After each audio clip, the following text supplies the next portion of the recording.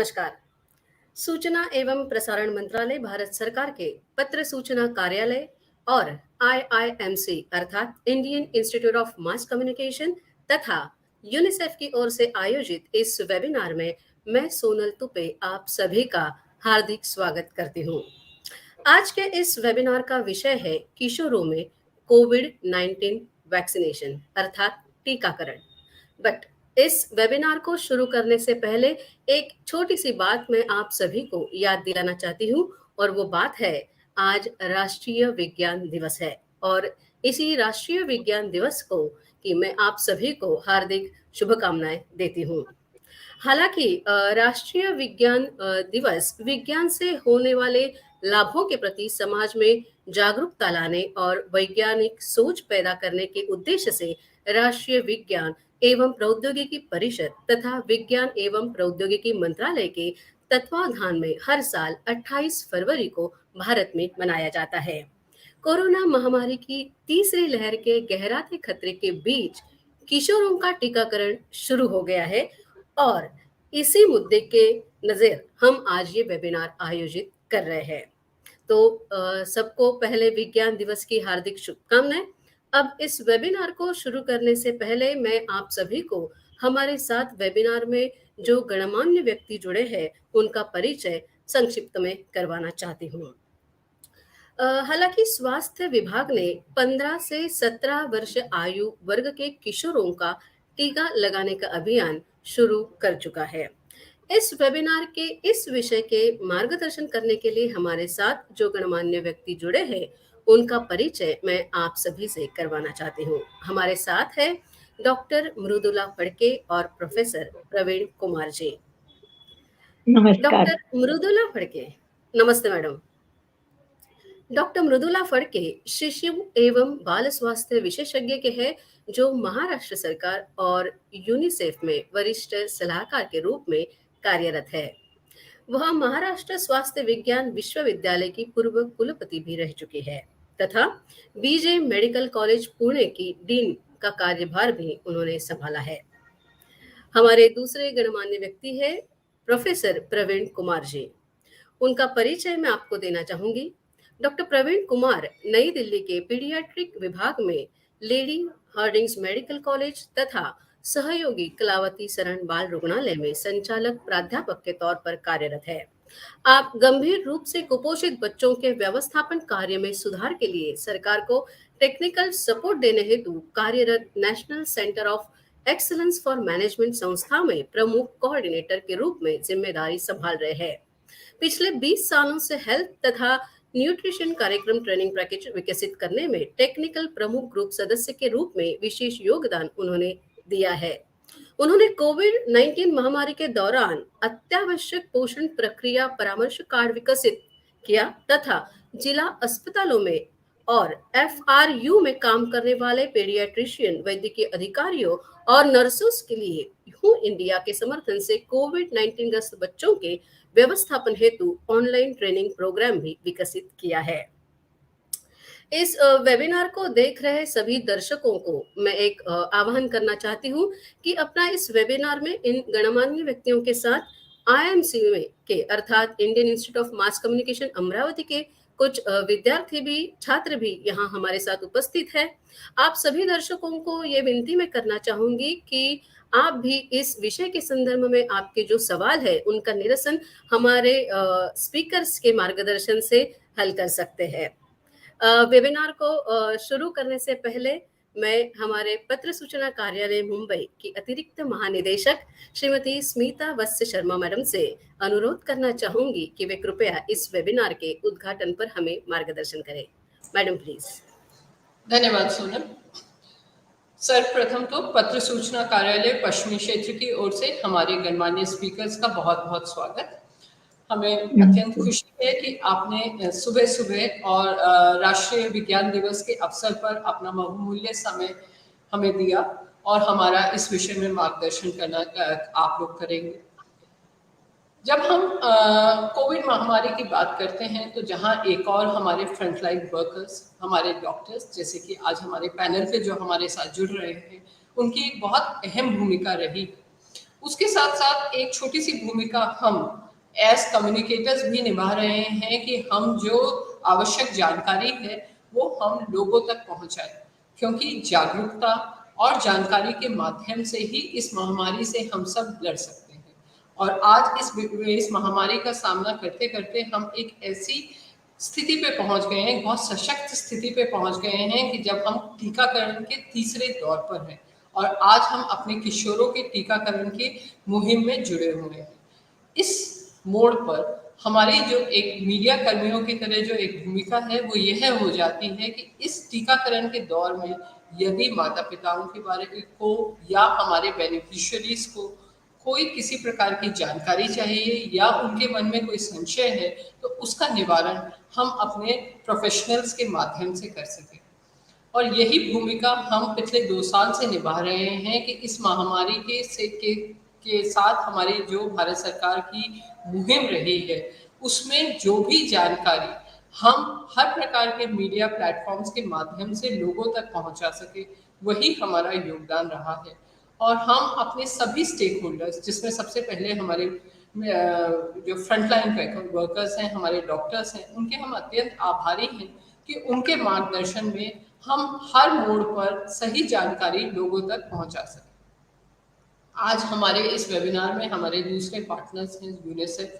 UNICEF के जो communication for development का जो सेगमेंट है वो भी वही काम कर रहे हैं कि सही जानकारी और लोगों के मन में किसी प्रकार का कोई संशय हो, कोई मिस इन्फॉर्मेशन हो, उसको हम दूर कर सकें। हमारे साथ जैसे सोनल ने बताया आईआईएमसी के कुछ छात्र भी जुड़ रहे हैं। उनकी इस सारी जो मुहिम है उसमें एक दोहरी जिम्मेवारी है। एक तो एज इन्फॉर्म्ड सिटीजन्स आप अपने समाज में अपने आसपास के लोगों को आज के विशेषज्ञों से जो आपको जानकारी मिलती है उसको दूर से दूर तक पहुंचाने का प्रयास करें। दूसरे, एज भावी मीडिया प्रोफेशनल्स जब आप फील्ड में जाएंगे तो ये एक तरह से आपकी तैयारी है। जब आपके पास सही जानकारी हो और वो उसको आप किस तरह से सटीक माध्यम से लोगों तक पहुंचा सकें, उसमें आपको, जैसे आज हमारे पास डॉक्टर फटके और डॉक्टर प्रवीण कुमार हमारे साथ जुड़ रहे हैं, तो इस प्रकार के जो एक्सपर्ट्स हैं वो हम मीडिया कर्मियों को एक हमारी कलम को एक शक्ति प्रदान करते हैं, क्योंकि इनकी ओर से जो जानकारी हमें मिलती है उस सटीक जानकारी को हम आगे जनता तक पहुंचाने का माध्यम बन सकते हैं। तो आज जुड़ रहे विद्यार्थियों से मैं आग्रह करना चाहूंगी कि ऐसे जो गुणीजन हमारे साथ आज हमारे साथ हैं उनकी बात को ध्यान से सुने। आपके पास कोई संशय हो, कोई सवाल हो, उनसे पूछें, क्योंकि एक अच्छे पत्रकार, एक अच्छे मीडिया कर्मी का एक ये दायित्व हो जाता है कि जहाँ से आपको ज्ञान मिले, जब आपके सामने एक चुनौती का समय हो, उसको आगे तक पहुँचाएं। हम लोग एक माध्यम है जो कि इन लोगों की बात को आगे समाज में रख सकते हैं। हमारे द्वारा किए गए इन वेबिनार श्रृंखलाओं का यही एक उद्देश्य है कि आज डिजिटल टेक्नोलॉजी के माध्यम से हमारे हाथ में जो भी जिस प्रकार का जो भी हमारे को माध्यम मिल सकता है इस महामारी को जड़ से समाप्त करने का, उसको हम दूर से दूर डिसेमिनेट करें। तो आज नेशनल साइंस डे के अवसर पर मेरी आप सबसे यही उम्मीद है कि आज हमें इन लोगों से जो ज्ञान मिलेगा, इन लोगों से जो हमें जानकारी मिलेगी, हमारे इस टीकाकरण अभियान की जो पहुंच है उसको आगे बढ़ाने में वो काफ़ी सहायक साबित होगी। इन्हीं शब्दों के साथ मैं सोनल से आग्रह करना चाहूँगी कि इस वेबिनार को आगे बढ़ाएं। धन्यवाद। Thank you so much ma'am, आपका ये मार्गदर्शन हमारे लिए सही में बहुमूल्य है। Thank you ma'am. अब हम अपना है ये जो वेबिनार है उसके मुख्य जो पार्ट है उसमें आते हैं।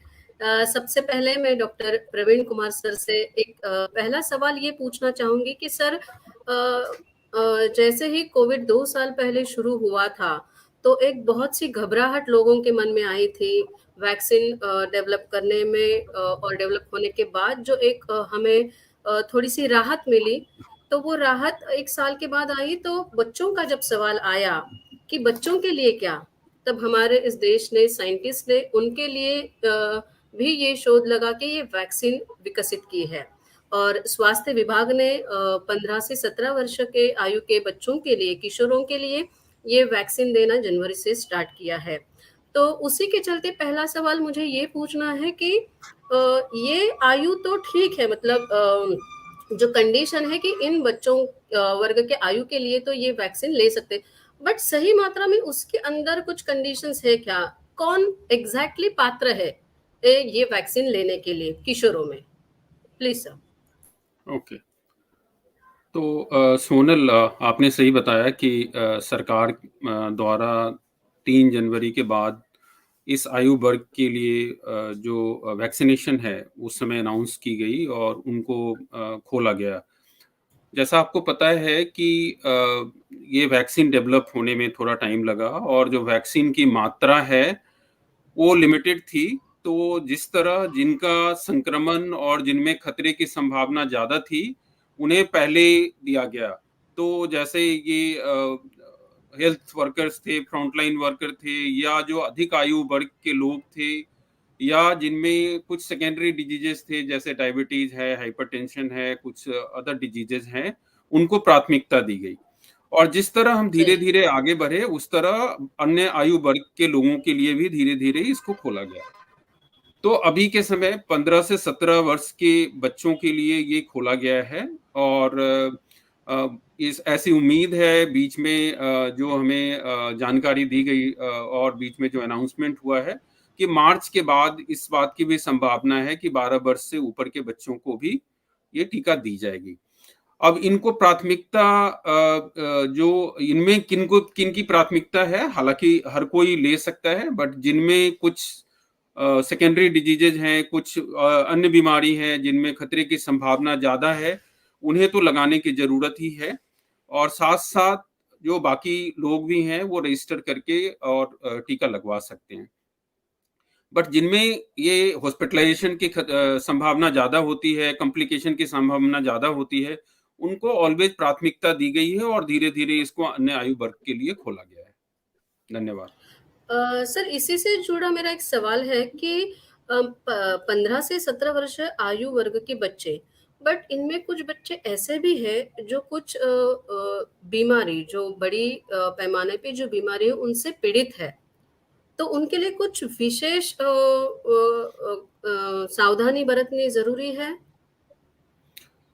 अगर आप कोविड के बारे में सोचे समझे तो ऐसा देखा गया है कि जो बच्चे हैं या एडोलेसेंट हैं उनमें हमने ज्यादा कॉम्प्लिकेशन एडल्ट के अगर कंपैरिजन में देखें तो कम देखा। बट ज्यादातर इनमें परेशानी किन बच्चों में हुई जिनमें कुछ सेकेंडरी डिजीजेस था। जैसे अगर मान लीजिए कि उनको मैलिग्नेंसी है, उनको कोई और खून बनने वाली कुछ ऐसी परेशानी है, डायबिटीज है, या कुछ अन्य तरह की परेशानी है, उनमें ये पाया गया कि उनमें कॉम्प्लिकेशंस ज्यादा देखी गई। जैसे ऑक्सीजन की जरूरत ज्यादा पड़ी, उनमें जो है मृत्यु का भी खतरा ज्यादा रहा। तो ये जो आयु वर्ग के बच्चे हैं इनमें जिनमें सेकेंडरी डिजीजेज हैं उनमें कॉम्प्लिकेशन होने का डर ज्यादा होता है। तो ऑलवेज इनको प्राथमिकता दी जाती है और हमें इस बात को इंश्योर करना है कि इन बच्चों को जल्द से जल्द टीका लगवाया जाए। धन्यवाद। Okay sir. अगला सवाल मेरा डॉक्टर मृदुला फड़के मैडम से है। Madam, what are the message the parents for your child vaccination confidence building? Confidence building इस विषय के संदर्भ में आप पेरेंट्स के लिए क्या मैसेज देना चाहती है? Yes, Sonal. We are now nearly at the end of the third wave of the COVID virus that we know. And we also know that we have been battling with this coronavirus disease for the last 2 years. We are aware also of the fact that this disease has produced havoc, not only in the world and also in India. That's very bad. But now, fortunately, with the onset of the third wave and with the decline, people are resuming their normal life. Now, at this time, most of the adults, all the healthcare workers, senior citizens, and even young adults, everybody has been vaccinated in most of the places. Like in Mumbai, majority of the adults are vaccinated. Now, at the decline of the third wave, we have come to the fact that we have to vaccinate the children, 15 to 18 years. And as Dr. Praveen Kumar has rightly said, There also we are trying to focus on children who need it the most. So children who were, say, having chronic kidney disease or some other diseases, they have also been given vaccine with priority. But now we are vaccinating all children between 15 to 18 years. Now, what do the parents say? Parents would always come and tell us, "Oh, doctor, you have only told us that this disease is not going to affect the children severely. I mean, out of 10,000 children, only one child may get what is called as a severe disease, what we say as MIS-C, or multiple inflammatory syndrome of children, wherein all the organs of the children are affected due to COVID. For example, the lungs may be affected, the heart may be affected, the stomach, intestines, the brain may be affected. So now you are saying it's so rare. Most of the times my child is just going to get cold and cough. And so why should I immunize my child? Now we all are immunized, so I don't want to immunize my child because I'm scared. So what do? The first thing I want to assure all the parents that the vaccine that is given is very safe and it is effective. The pain that the child gets after the vaccination is so minimal that it's not even like an ant biting. And then for a day, maybe the child's hand may be a little painful. He may get a little fever, may get a little headache, or may get some, pain in the muscles, may feel a little under the weather, how we say, a little cold, like that. But in one day or in 2 days, the child is all right. So we need not be worried that there are side effects.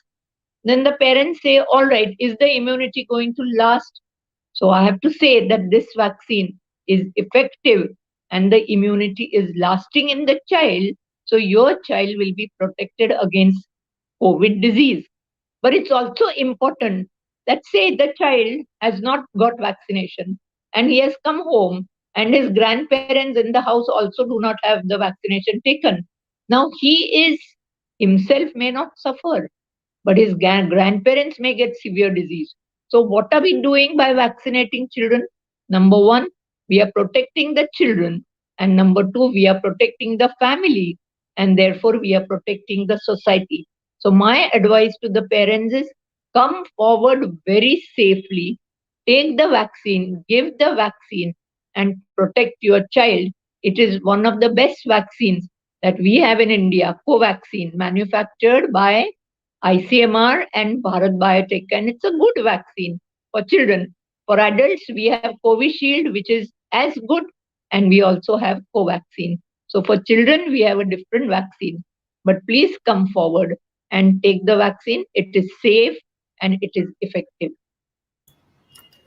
Thank you ma'am. Ma'am आपने ये जो positive effects है, side effects नहीं, positive effects हमें इस vaccination के बारे में बता के बहुत बड़ा कॉन्फिडेंस इन पेरेंट्स के मन में निश्चित डेवलप किया है. Thank you ma'am.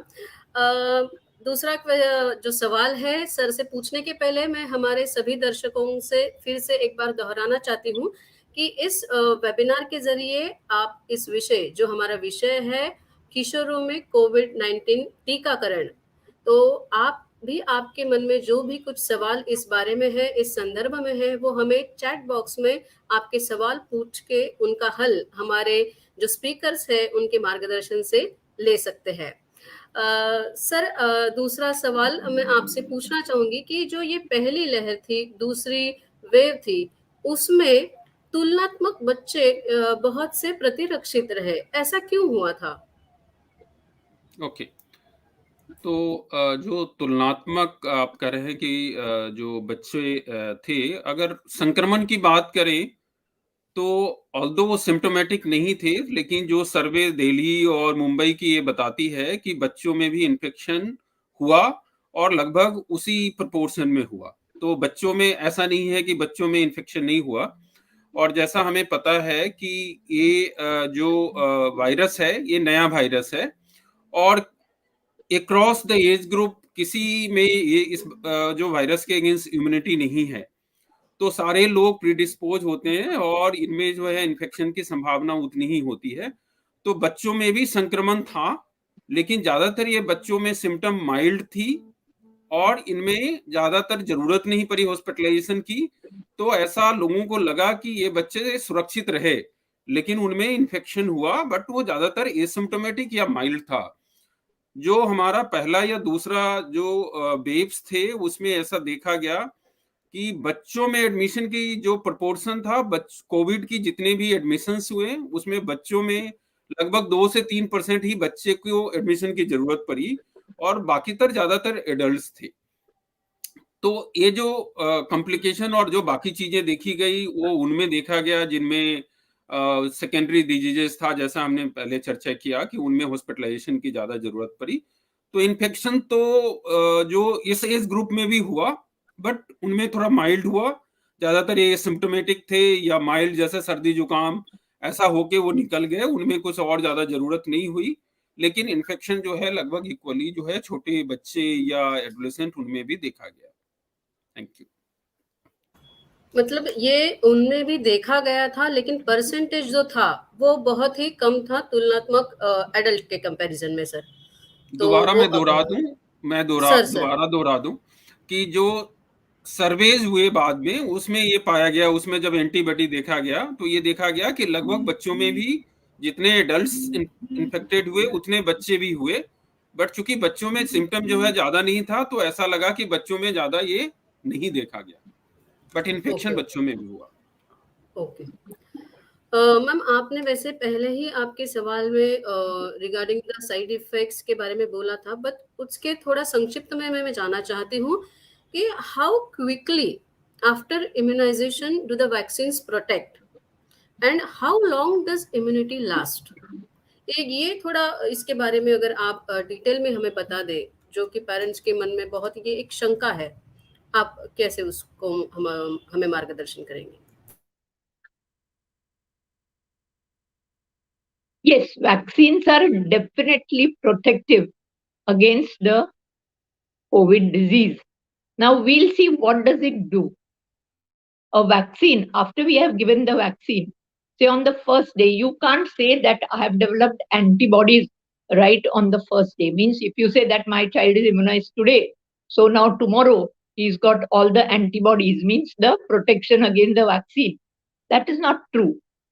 The body starts reacting as soon as the substance from the vaccine goes into the child's body. And within a period of 2 to 3 days, a small bit of reaction occurs by our immunological cells in our body. And then by the end of 2 to 3 weeks, the child develops protective antibodies.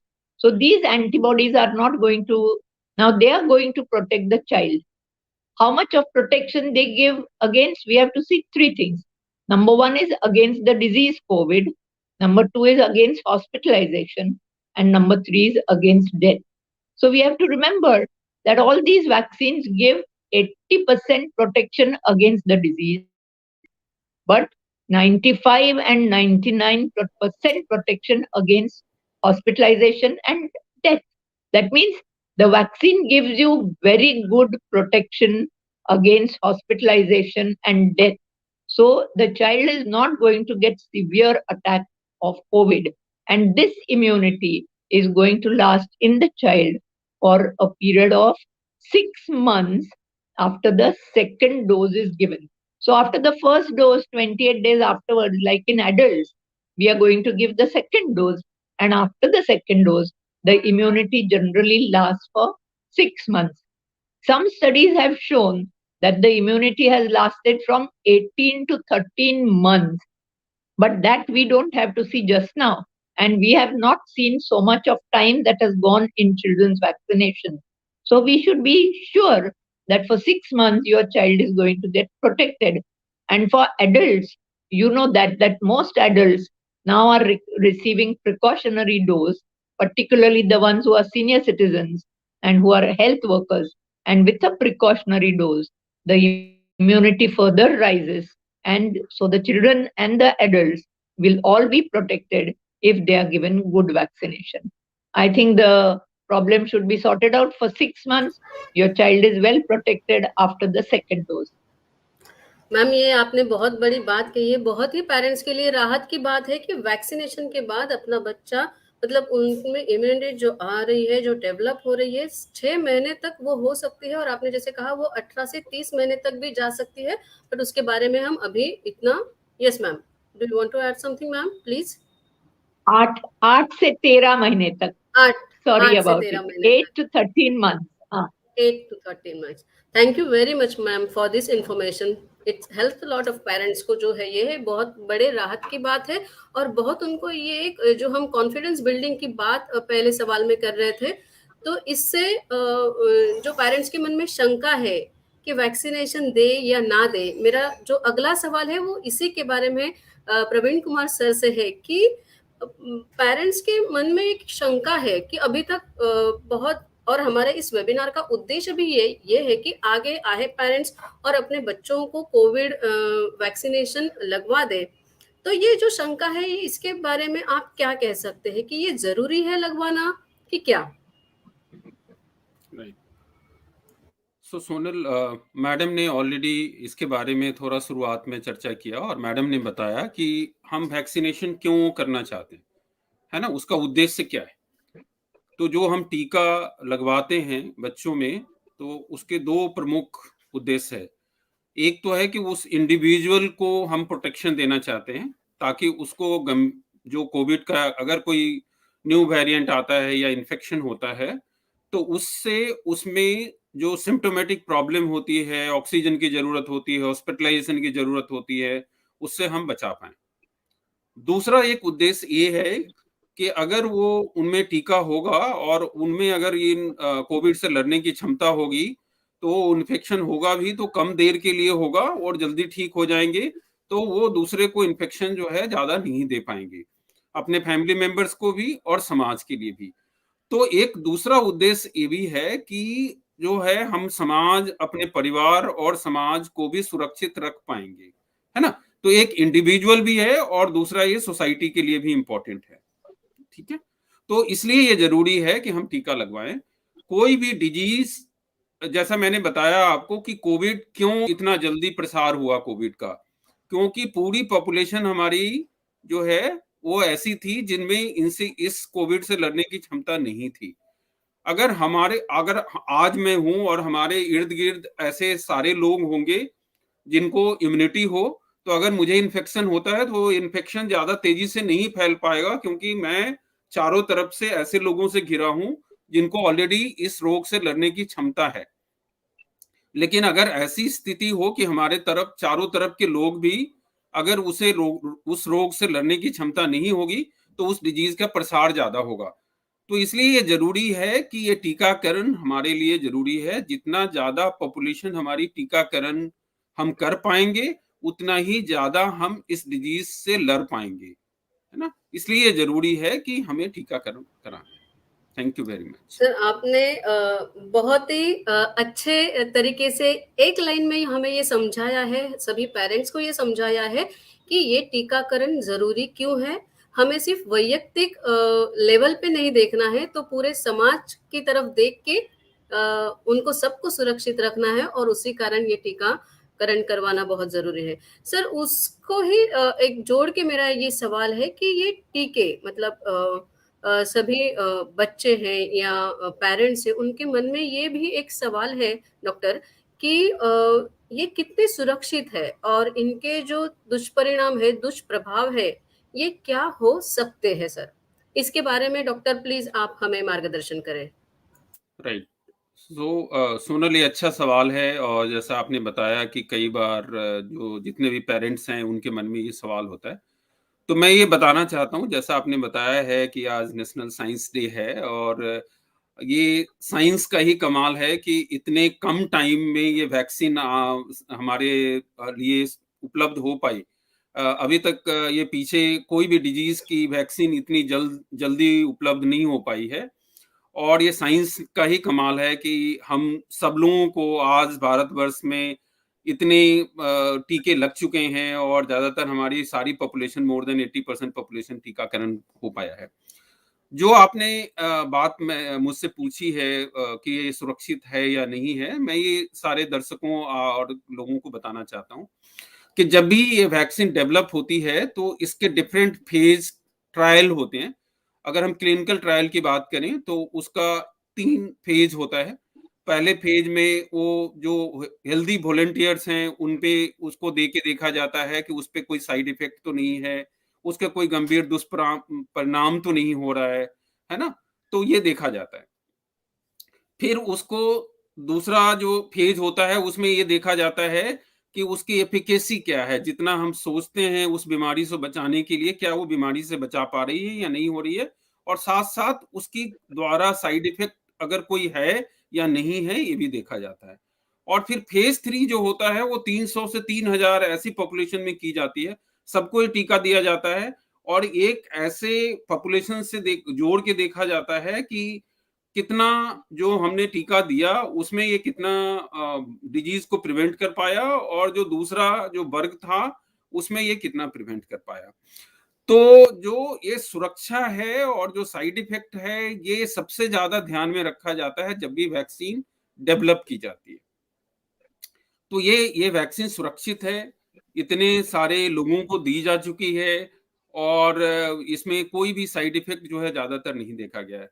Particularly जो adolescent में है, जो Covaxin है, जैसा आपको पता है, ये कील्ड वैक्सीन है और इसमें और भी ज्यादा ये सुरक्षित माना जाता है जो इस आयु वर्ग के बच्चों के लिए विकसित की गई है। धन्यवाद। Sonal, may I say something? Please, ma'am. Please, ma'am. Uh, Please, doctor. There are some parents who had come to me with 2 questions. One of the questions was, one of them was a doctor, an Ayurvedic doctor, and he knew a little bit about anaphylaxis.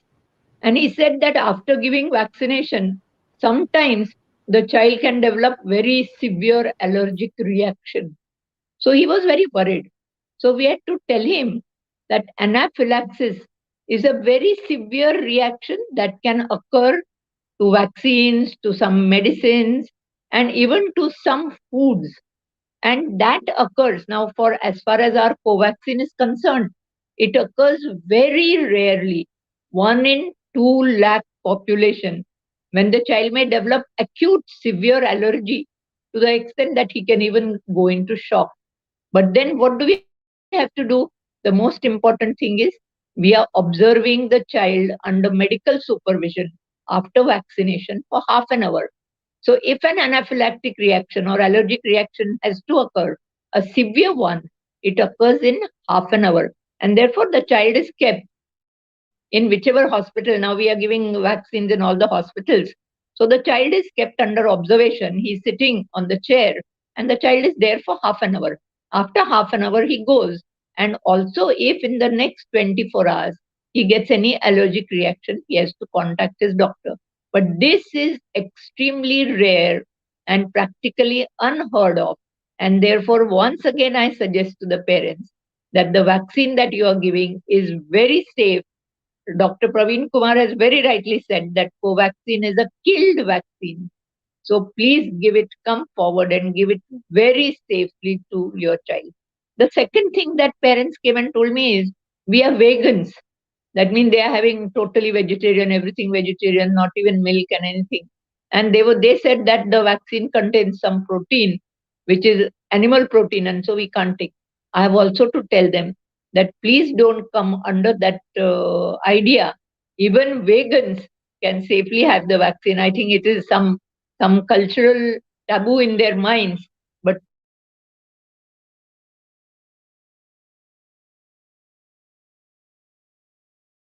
please come forward and take the vaccine. Thank you doctor.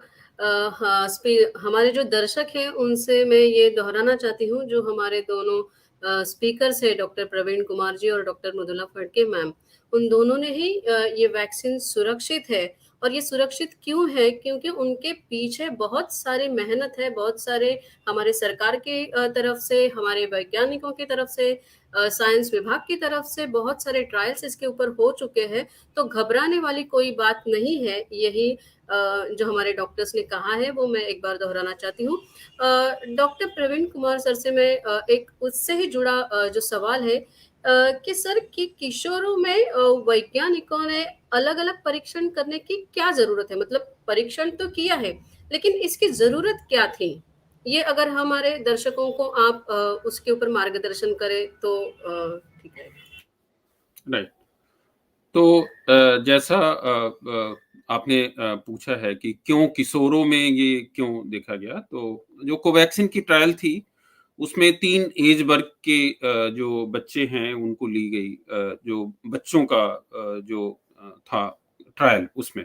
एक तो वर्ग था 12 से 18 और दूसरा जो है 6 साल से 12 साल के बच्चे और फिर 2 साल से 12 साल के 2 साल से 6 साल के बच्चे, है ना? ये 3 एज ग्रुप में उन्होंने कुछ बच्चों को इनरोल किया, लगभग 120 बच्चे 130 बच्चे हर ग्रुप में, ताकि टोटल जो है उनको देखा गया। ये देखना इसलिए ज़रूरी होता है क्योंकि जो हमारे बच्चे हैं, हमारे एडोलेसेंट हैं, जो हमारे एडल्ट्स हैं, हो सकता है कि उस वैक्सीन का जो साइड इफ़ेक्ट हो, वो अलग-अलग एज ग्रुप में अलग हो। इसलिए ये देखा जाता है कोई भी वैक्सीन को तभी इस्तेमाल में जनरल पब्लिक के लिए की जाती है, जब ये ट्रायल होता है कि उसको सेफ पाया जाता है और उसको इफ़ेक्टिव पाया जाता है। इसलिए हर आयु वर्ग के बच्चों में पहले इसकी एफिकेसी, सेफ्टी पहले प्रूव की गई और उसके बाद ये डाटा सरकार को दी जाती है, जो हमारी अथॉरिटीज हैं, जो इसको एग्जामिन करती है, पूरा एक एक्सपर्ट ग्रुप है, वो पूरा डाटा को एक बार देखता है। अगर वो पूरे कन्विंस होते हैं, तभी उस वैक्सीन को नेशनल आम जो पब्लिक है, उसके लिए इस्तेमाल के लिए रिकमेंड की जाती है। तो जैसा आपको पता है कि अलग-अलग आयु वर्ग के लिए ये रिकमेंडेशन आती है, उससे पहले सरकार के द्वारा पूरी जाँच की जाती है कि ये ट्रायल के क्या बच्चे थे, कितने बच्चों में ये एफिकेसी पाया गया, कितने में इसकी साइड इफ़ेक्ट देखी गई और उसके बाद ही इसको इस्तेमाल में ली जाती है। तो इसीलिए जो भी एडोलेसेंट या बच्चों में वैक्सीन रिकमेंड की गई है, उनका पहले इनमें ट्रायल होता है। पहले इन बच्चों में, एडोलेसेंट में इसकी एफिकेसी देखी जाती है, फिर इसके साइड इफ़ेक्ट देखे जाते हैं और उसके बाद ही वो रिकमेंड की जाती है उसको, इस आयु वर्ग के बच्चों के लिए। Over.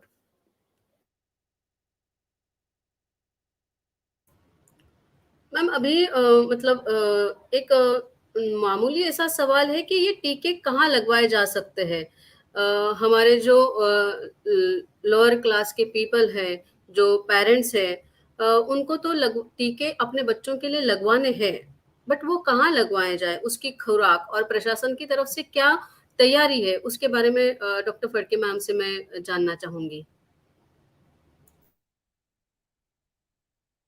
Sonal, all vaccinations are available in public hospitals, means all government and corporations hospitals all over in the biggest of metropolitan cities like Mumbai and Delhi and everywhere, and also right at the level of the primary health center. So every government hospital and corporation hospital is equipped with the facility. And the children or their parents have to go through the CoWIN app and take a token or take an appointment. And even without appointment, they can go directly. They have to go and get the vaccination at these hospitals.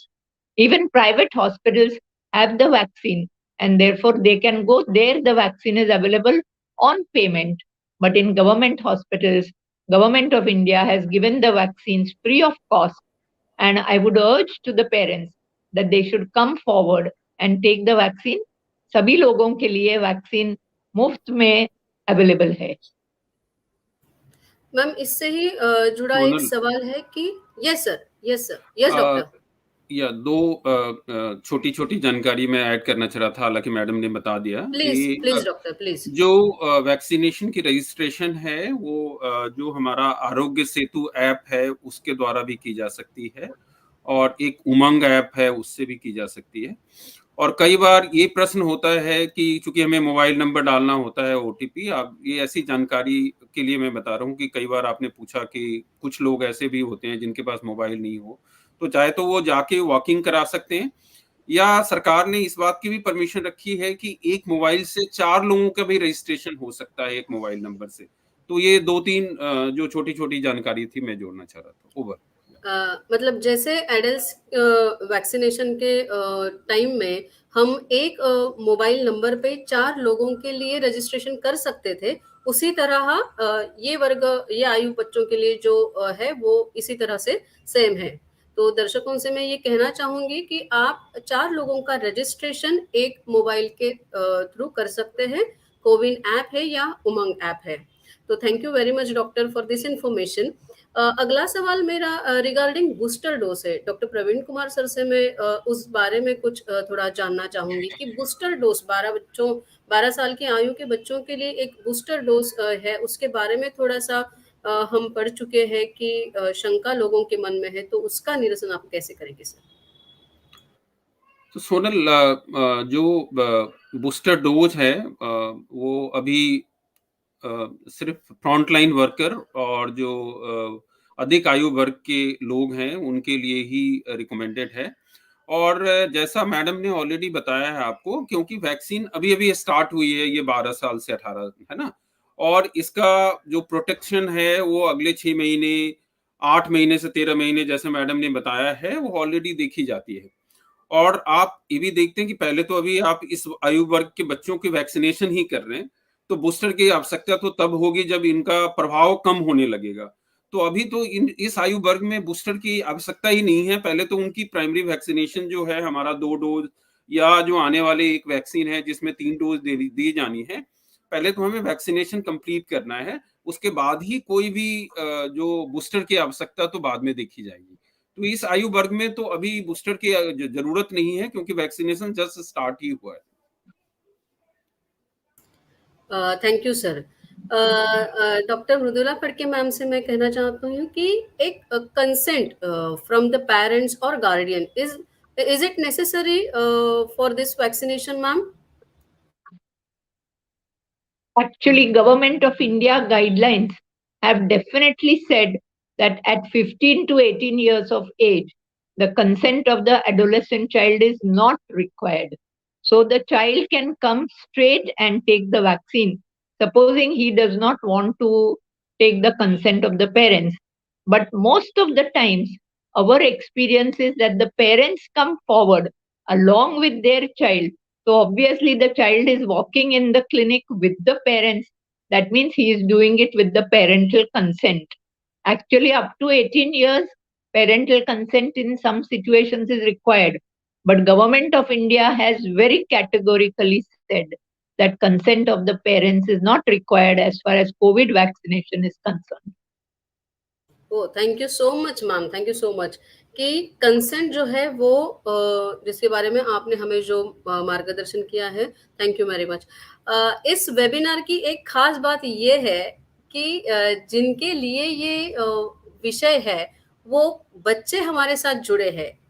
Indian institute of mass communication Amravati के students हमारे साथ है। तो हमारे जो सवाल है उनके मन में वो आपसे पूछना चाहते हैं। तो सबसे पहले आईएमसी की एक स्टूडेंट है निरुपमा सिंह, और ऐसे 5 स्टूडेंट्स हमारे साथ हैं। तो प्रातिनिधिक स्वरूप के प्रश्न वो आपसे पूछेंगे और हमें आशा है कि आप उनको मार्गदर्शन करेंगे। तो हमारे साथ जुनित है, जरूर। निरुपमा है। Yes Nirupama, you can ask Hi. your question to our speakers. Yes. Hi. First of all, I wish a great day ahead to all the dignitaries here. I'm Nirupma Singh from IMC, and as a student of journalism, I'm especially bothered about the misinformation relevant to COVID. Well, we all know that COVID and information about it is everywhere. Everyone seems to know everything about COVID. And that implies that there is a lot of false information and fallacies that is circulating among people. This misinformation leads to more anxiousness and uncertainty. So my question here is for Dr. Praveen Kumar that what would be the most authentic source that anyone can directly look up to for clearing their doubts and for having the most true form of information? Right. So thank you, Nirupma, for asking this question. And I think the most authentic, no, one should rely on government, portals and the websites which you have. and they already have it is there with the state government or the central government. They have a dedicated section on COVID where they are updating frequently, and they are giving you information about whatever is there, what are the common frequently asked questions are there. You also have all the information required related to vaccination or travel or all the aspects whichever is needed. So one should look on these websites and these information. If you want to have international, then we already have WHO. You have other reliable sources, and one should always verify. At this time when we are so active on social media, you will have all the information. But my request will be, please check with these sites where you have all the information and rely on them rather than what is coming through social media or whatever is being no coming through other sources. Ma'am, I think will like to add something. Yeah. No, I wanted to say, Nirupama, and also attend such webinars like as is being arranged today by the IMB and the UNICEF. You have got the correct information today. You said today is the World Science Day. So let me also tell you that it was June Almeida who discovered the coronavirus. And from then on, we have come up to long way because the epidemic came. And today, children like you are best suited to get the information. Do you know that newspapers have now what is called as fact check? And they have a small column in every newspaper. And there you can make out that they have said that 50% of the news is false. So the remaining 50% is true news. Dr. Praveen Kumar rightly told you that verify, verify, and verify. And don't get guided by the WhatsApp university. I have nothing against WhatsApp, but don't get guided because a lot of content is produced not very correctly. And then ask people in government hospitals and doctors so you get the correct most information. Thank you, Nirupama. Thank you, doctor. Thank you for Uh, answering my questions. Thank you, Nirupama. Now we have with us Junit. She is also a student from IIMC Amravati. Junit, आप आपका सवाल पूछ सकते हैं. Yes. Good morning, ma'am. Good morning, sir. Good morning. Yeah. Myself, Judith Cynthia Anthony. So, ma'am, we all know that the schools and colleges are reopening. So, is it safe for students to go back to school without getting vaccinated? So, how safe it is for them to return back to schools and colleges? It is quite safe for the children to go to the school because now we are at the declining part of the third wave. That means the number of cases has come down to the least. But children must have all the protection. What we say as SMS means what? Not the SMS that you send, but social distancing, mask wearing, and sanitization. That means wash your hands again and again. And if there's no water, use sanitizer. So if children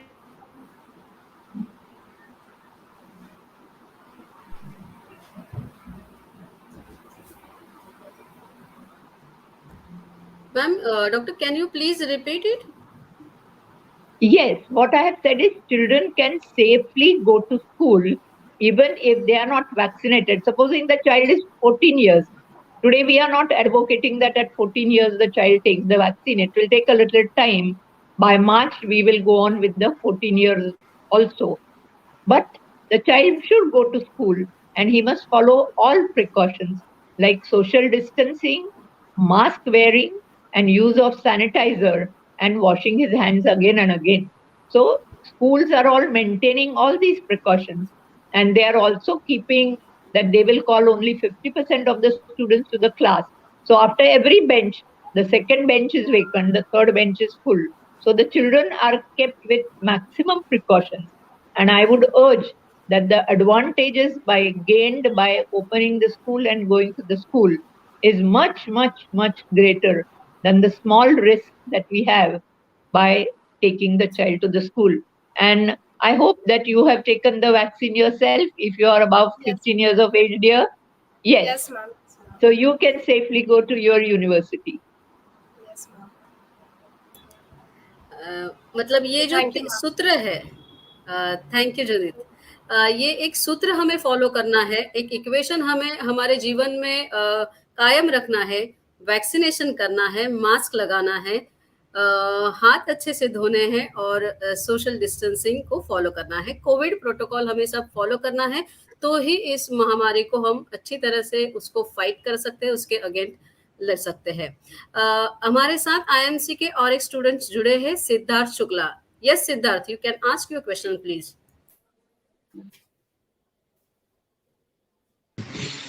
Good morning, ma'am. Ma'am, since there are few known cases of adolescents getting seriously ill with COVID-19, at which stage they should go to a health facility if symptoms of the disease develop in their themselves? Yeah. Your question, Siddharth, is that at which stage of the disease, if they develop symptoms, they should go to the health facility, isn't it? Sure, ma'am. Supposing we'll Yeah, ma'am. take a case of a child, say he develops little cold, little cough, and he's got headache, and he's got fever. Now, normally we think that he's just got a little flu, and then after 2-3 days, the child becomes all right.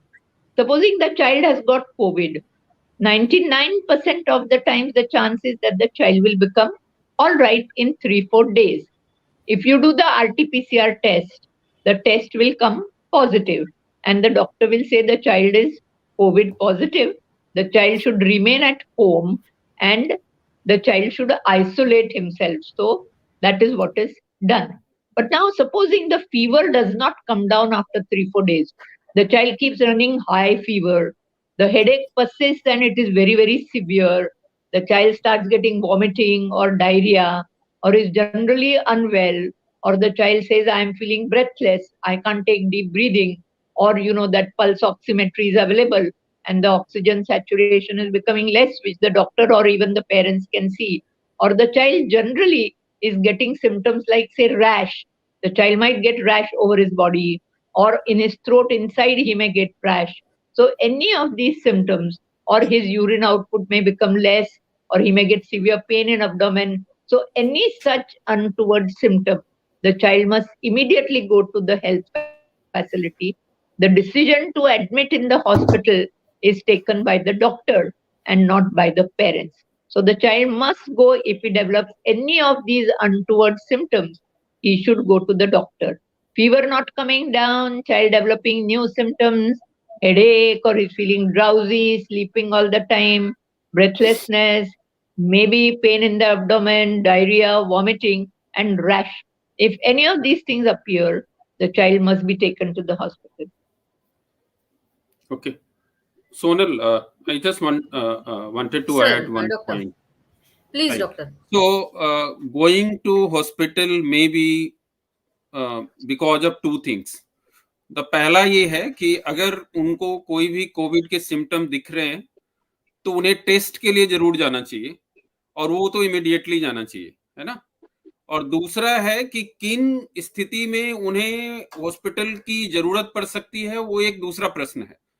But जैसा हम लोगों ने बात किया है कि जब भी कोई कोविड का सिम्टम है तो ये जरूरी होता है कि उन्हें दूसरे लोगों को भी इन्फेक्शन नहीं दें, इसके लिए जरूरी एहतियात बरतनी होती है। तो इसलिए ये जरूरी है कि वो टेस्ट करें, अपने आप को आइसोलेट रखें उतने समय तक जितने की हमारी गवर्नमेंट की रिकमेंडेशन है। तो ये दो पहलू हैं इसके। एक तो पहला कि कंफर्म करने के लिए, और दूसरा है कि किस स्थिति में हॉस्पिटल में जाके एडमिट होने की जरूरत है। दोनों अलग अलग चीजें हैं जो मैं थोड़ा क्लियर करना चाह रहा था। Thank you. Thank you sir, thank you doctor Praveen Kumar ji, and thank you doctor madam. अभी हमारे साथ चैट बॉक्स के थ्रू ये यूट्यूब पे जो हमारा लाइव वेबिनार चल रहा है, तो कुछ लोगों ने चैट बॉक्स के थ्रू हमें सवाल पूछे हैं, तो वो मैं आपसे शेयर करना चाहूंगी। आप दोनों डॉक्टर से मैं आग्रह करूंगी कि आप इसके ऊपर आपकी टिप्पणी दें। पहला सवाल ये है कि बहुत सारे लोगों को ऐसा लग रहा है कि कोरोना जल्दी ही खत्म हो जाएगा। ऐसे में कुछ लोग ऐसा भी मान रहे हैं कि उन्हें टीके की ज़रूरत नहीं है। ऐसे में आप क्या कहेंगे? Doctor Praveen Kumar sir. ये सोचना शायद थोड़ा जल्दी है अभी। हालाँकि हम सब लोग चाहते हैं कि इस महामारी से जितना जल्दी हम लोगों को मुक्ति मिल सके उतना अच्छा है। लेकिन जैसा आपको पता है कि ये जो कोरोना वायरस है, इसमें म्यूटेशन करने की कैपेसिटी है। ये अलग तरह का एक यूनिक वायरस है, जिसमें बार-बार म्यूटेशंस होता है और ये म्यूटेशन करके ये वायरस जो भी आपने इम्यूनिटी आपके अंदर है, उसको कोशिश करता है कि उसको बाईपास करे। तो इस बात की संभावना होती है जब और इसके लिए बीच-बीच में हमारा जो डिफरेंट ऑर्गेनाइजेशन है, वो चेक करती रहती है कि कोई नया म्यूटेशन तो नहीं आ रहा है। तो ये सोचना थोड़ा ज़्यादा जल्दी है और मेरा ये सलाह होगा जो जिन्होंने भी ये प्रश्न पूछा है कि अभी इस बात की संभावना व्यक्त की जा रही है, डब्ल्यूएचओ ने ऐसा बताया है और बाकी जो एक्सपर्ट्स हैं उन्होंने भी अपनी ये राय रखी है कि अभी भी कोरोना का जो रिस्क है वो खत्म नहीं हुआ है और हम सभी लोगों को जो भी ज़रूरी जो इसके उपाय हैं, जो इससे बचने के वो जारी रखना है और वैक्सीनेशन लगवाना है। बीच-बीच में सरकार की जिस तरह भी जो रिकमेंडेशन आता है उसके अनुसार हमें इससे बचाव के उपाय करने हैं। Thank you. Thank you doctor. Doctor Phadke ma'am से भी मैं रिक्वेस्ट करूँगी कि इसके ऊपर आपकी कुछ टिप्पणी है तो ज़रूर दें। Yeah, I also have similar thing to say. You know, the pandemic, as we are saying, is now going down. It is nearly ending. But probably we are entering into endemic phase. What do we mean by endemic phase? The virus has not gone. The virus is there and it's there in the community at a lower level. But if people don't take vaccine, adults don't take vaccine, children don't take vaccine, then what happens? The virus gets people who are not protected, who don't have immunity, and the virus will go and attack that child, or virus will go and attack that adult. And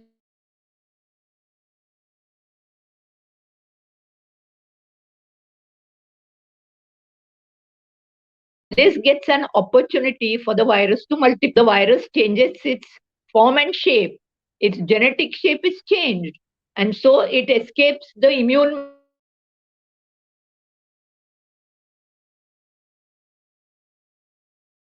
mechanisms.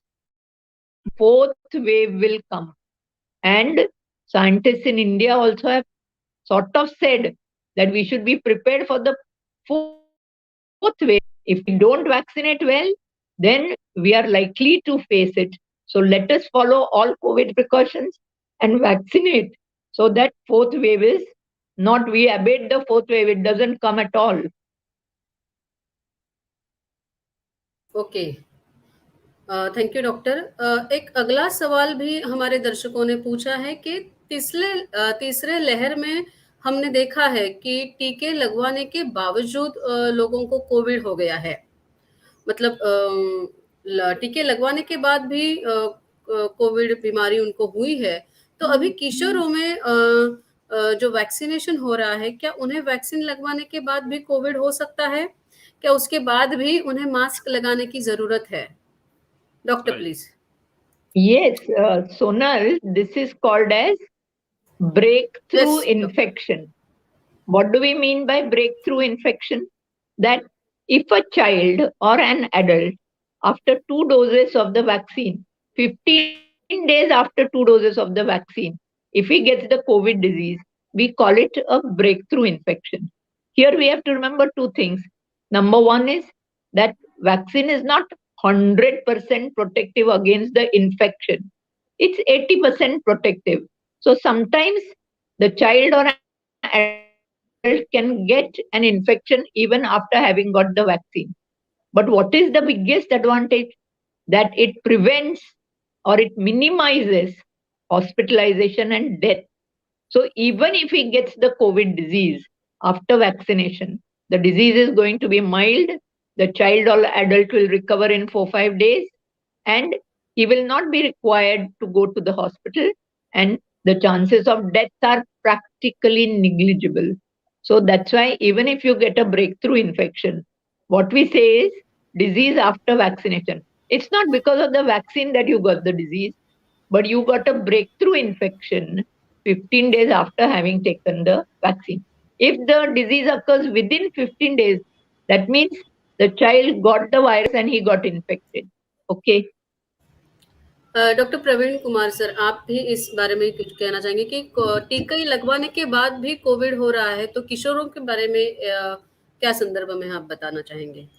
नहीं, मैं एक ही चीज़ जोड़ना चाहता हूँ, madam ने already बता दिया कि एक तो है कि ये वैक्सीन, कोई भी जो वैक्सीन हम लगवाते हैं 100% जो है प्रोटेक्टिव नहीं होता, और वैक्सीन लगाने के 2 पर्पस हैं, और दूसरा पर्पस मैडम ने ऑलरेडी हाइलाइट किया है कि डिजीज़ की सीवियरिटी कम होती है, हॉस्पिटलाइज़ेशन की ज़रूरत नहीं होती, ऑक्सीजन की ज़रूरत कम पड़ती है, और मृत्यु की संभावना नगण्य के बराबर होती है। तो एक तो ये है। दूसरा जो सवाल का पहलू था जिसमें आपने ये पूछा था कि क्या वैक्सीन लगवाने के बाद भी उनको मास्क लगाने की ज़रूरत है? हाँ, उनको लगाने की ज़रूरत है, जब तक इस बात की संभावना है कि ये ट्रांसमिशन चल रहा है, बिकॉज़ ये वायरस बीच-बीच में म्यूटेट करता है, और इस बात की संभावना होती है कि वैक्सिनेशन के बाद भी इन्फेक्शन हो सकता है, बट जो लोग वैक्सिनेटेड होते हैं उनमें डिजीज़ सीवियरिटी कम होती है।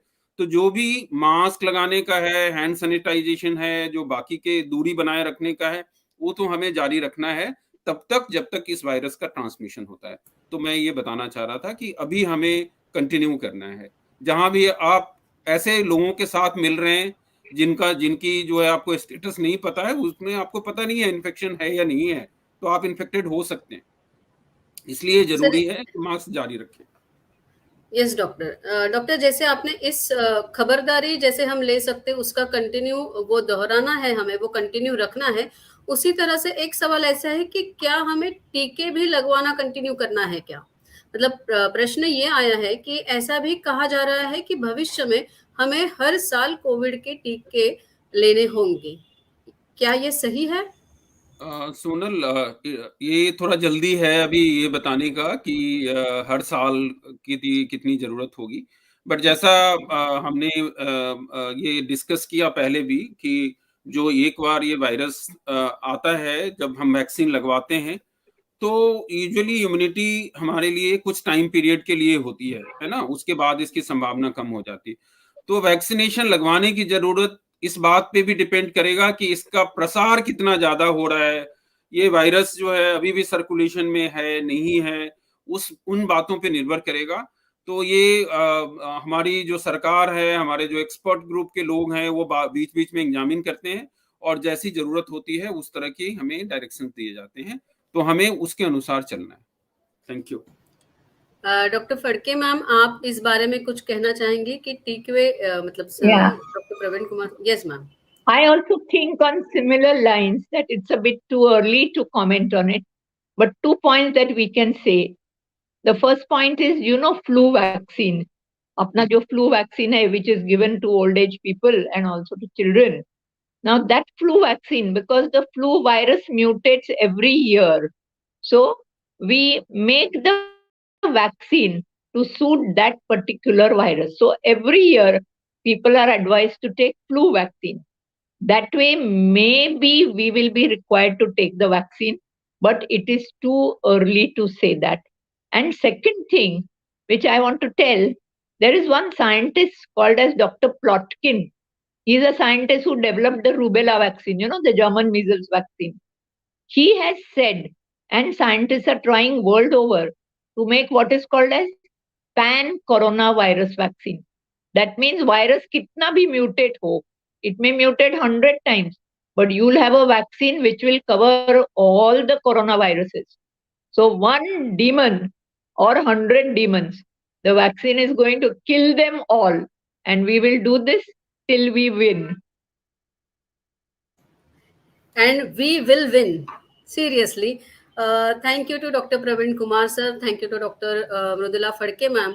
हम इस वेबिनार के जरिए जो उद्देश्य हमारा है वो उसके सही जवाब दे के हमारे दर्शकों को, हमें सबको एक अच्छा मार्गदर्शन किया है। टीके सुरक्षित है, कोविड प्रोटोकॉल फॉलो करना है। और इस माध्यम से हमने जो ये जन जागृति की है उसके लिए आप सभी को धन्यवाद है। हम अभी अपने अगले जो सेक्शन है उसमें जा रहे हैं वोट ऑफ थैंक्स की तरफ। इस वेबिनार जिनके सहयोग से हुआ है वो यूनिसेफ के प्रतिनिधि स्वाति मोहपात्रा हमारे साथ है। मैं उनसे आग्रह करती हूँ कि कृपया आभार प्रदर्शन करें। Ma'am, you are on mute.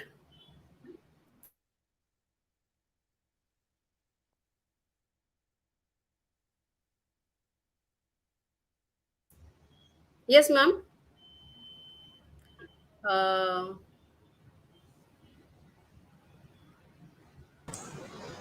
Swati, we can't hear you. Just check on the mic, please.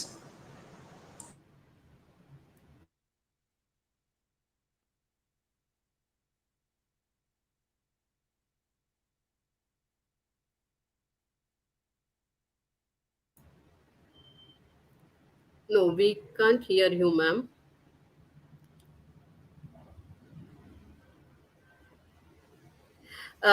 इस तकनीकी खराबी के कारण मैं सभी दर्शकों से तहे दिल से माफ़ी मांगना चाहूँगी। इस आभार प्रदर्शन में मैं शुरुआत में केंद्र सरकार, भारत सरकार का माहिती और सूचना एवं प्रसारण मंत्रालय की मैं उन्हें धन्यवाद देना चाहूँगी कि उनके मार्गदर्शन से हम इस वेबिनार के अनेक श्रृंखला कर चुके हैं। वेबिनार के ज़रिए उन्होंने हमें ये माध्यम दिया है कि हम इस माध्यम से लोगों में जन जागृति करें। तो सबसे पहले मैं भारत सरकार की सूचना एवं प्रसारण मंत्रालय की आभारी हूँ।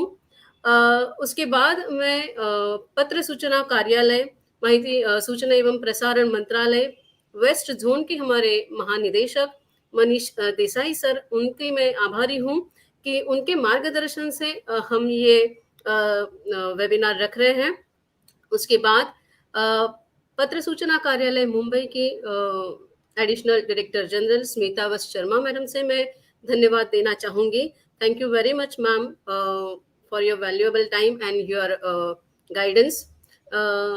उसके बाद मैं Indian institute of mass communication की आभारी हूँ कि वो हमारे साथ जुड़े हैं और जिनके लिए हमने ये वेबिनार आयोजित किया है उनके प्रतिनिधि ये बच्चे हमारे साथ थे, उन्होंने हमें क्वेश्चन पूछा है। एंड यूनिसेफ जिन्होंने हमें इस वेबिनार में मार्गदर्शन किया, हमें सहयोग दिया।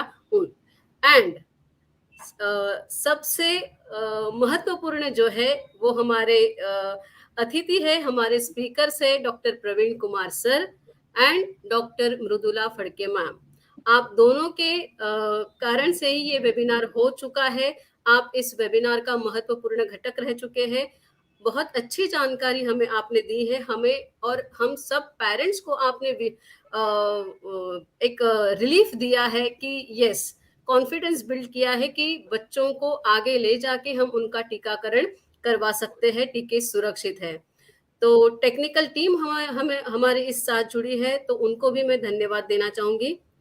Thank you all. धन्यवाद। Thank you very much. Our pleasure meeting all of you all. Thank you so much. Thank you, doctor. Thank you all.